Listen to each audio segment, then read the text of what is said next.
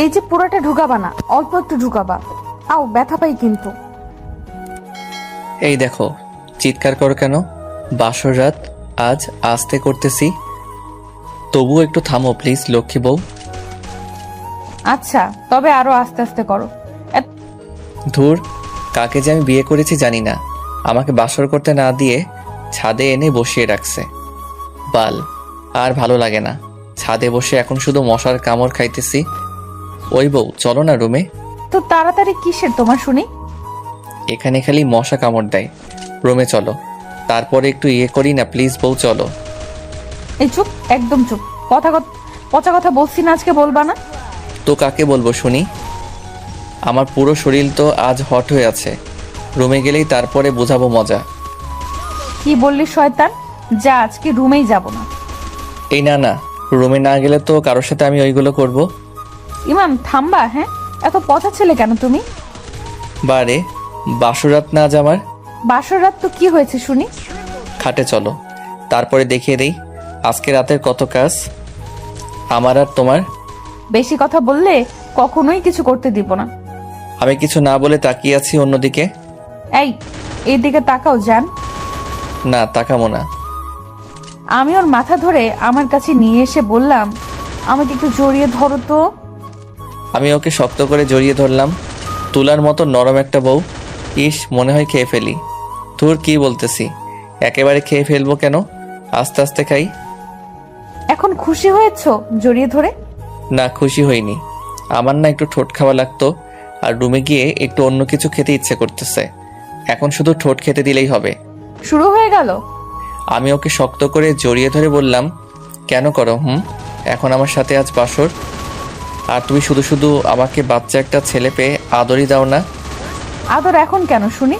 আদর দেওয়ার জন্য তো কত সময় পড়ে আছে, তখন দিবে আদর। না, এখন একটু ঠোঁট খাই না বউ। ও কিছুক্ষণ ভেবে বলল, ওকে, রুমে গিয়ে কিন্তু অন্য কিছু চাইলে কিন্তু খবর আছে। মনে মনে বললাম, গন্ডি বউ, আজকে রাতে মজা বোঝাবনি। এত এত কিছু যে করব তুমি ভাবতেই পারবে না কিছুই। ও এসে আমার ঠোঁটের মাঝখানে ও ঠোঁট রাখলো। আমিও ঠোঁট দুটো আমার দখলে নিয়ে যাই। তারপরে আমিও আস্তে আস্তে চুষতে শুরু করলাম। অনেকক্ষণ এমন করার পরে বললাম, এই ছাড়ো না এখন। এই না, এত তাড়াতাড়ি না। রাক্ষস একটা তুমি। এত জোরে জোরে কেউ কি খায় নাকি, হ্যাঁ? আস্তে আস্তে খাইতেছি। জীবনে প্রথম ঠোঁটের স্বাদ পেলাম। ইস, প্রেম করার সময় তো একটা কিসও করনি কোনো সময়। এই একদম চুপ। কি আর করব, আমি চুপচাপ রয়ে গেলাম। পরিচয়টাই তো দেয়া হলো না। আমি হলাম ইমাম। এই তো, নিজেদের কোম্পানি দেখাশোনা করি। আর এই হলো আমার বউ। আমরা আজকেই বিয়ে করেছি। আমি কিন্তু আমার বেস্ট ফ্রেন্ডকে বিয়ে করেছি, ওর সাথে অন্যরকম একটা সম্পর্ক ছিল। অনেক ভালোবাসতাম ওকে, আর ও আমাকে ভালোবাসতো। এই খালি তাকিয়ে থাকবা, কথা বলবা না, হ্যাঁ? তাহলে চলো রুমে যাই। কেন কেন শুনি? ওদিকে আবার বাসর করতে দেরি হয়ে যাবে না, তাই তো এত তাড়া। এমনিতেই আজকে সারা রাতই তো, তোমার আর আমার ডিউটি করতে হবে না। এই মিস্টার ইমাম, আজকে কোনো বাসর না। আজকে দুজন জড়িয়ে ধরে ঘুমিয়ে থাকবো, আর বাসর হলো কালকে। কেন? সবাই তো এই রাতেই করে। সবাই এই রাতে করে, আমরা না হয় পরের দিন করব। আমি তোমার বউ, কোথাও তো পালিয়ে যাচ্ছি না। তাহলে আর কোনোদিনও করা লাগবে না। তাহলে তো অনেক ভালো। আরও অনেকক্ষণ ছাদে থেকে আমি আর ইমার রুমে চলে আসি। ঘুমাবা না? ওকে, আমি একটু ফ্রেশ হয়ে আসতেছি। আমি ঘুমাবো তাতে তোমার কি? তুমি বলে দিয়েছো যে আজকে কিছু হবে না। পারলে ঘুমিও, এমন কামড় দিব 20টা সেলাই লাগবে, মনে রেখো। এটা বলে ইমা চলে গেল। কিছুক্ষণ পরে ও আসলো, এসেই আমার বুকের উপরে শুয়ে পড়ল। কি বাবু, তোমার কি মন খারাপ নাকি? আমার মন সবসময় ভালো থাকে, খারাপ থাকবে কেন?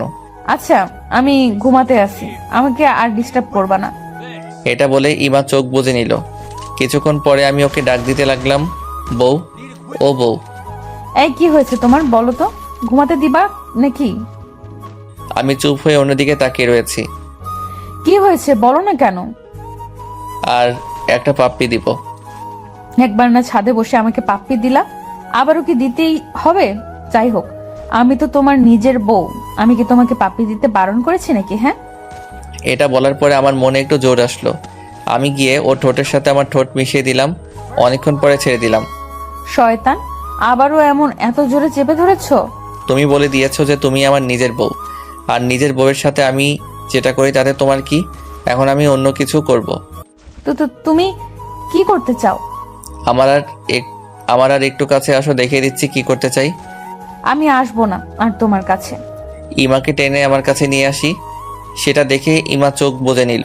আমি ওর গালে আরো 2টো চুমু দিয়ে দিলাম। শুরু করে দিয়েছি সেটা হয়তো বলতে পারবো না। এদিকে বউয়ের চিৎকার শুরু হয়ে গেল। আমি ওকে আস্তে আস্তে আদর করা শুরু করে দিলাম। ইস, এতটা ভালো লাগতেছে যেটা বলে বোঝাতে পারবো না। এখন থেকে প্রতিদিন হলেও একবার এমন করতেই হবে। ইস, এত ভালো লাগতেছে।